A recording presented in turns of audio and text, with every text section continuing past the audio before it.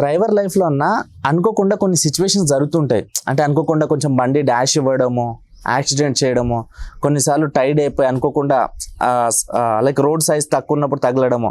అలాంటి సిచ్యువేషన్లో సడన్గా దిగి దన్న కొట్టేస్తారు అవతల వ్యక్తి, ఆలోచించాడు తగలంగానే. అంటే ఒక బండికి ఇచ్చే వాల్యూ ఒక మనిషి ప్రాణానికి ఇస్తలేరు.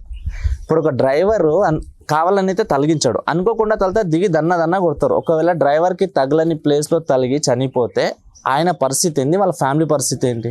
ఇక టైంలో ఏం ఆలోచించరన్న, ఇక వాళ్ళకు అనిపించింది చేసేస్తారు.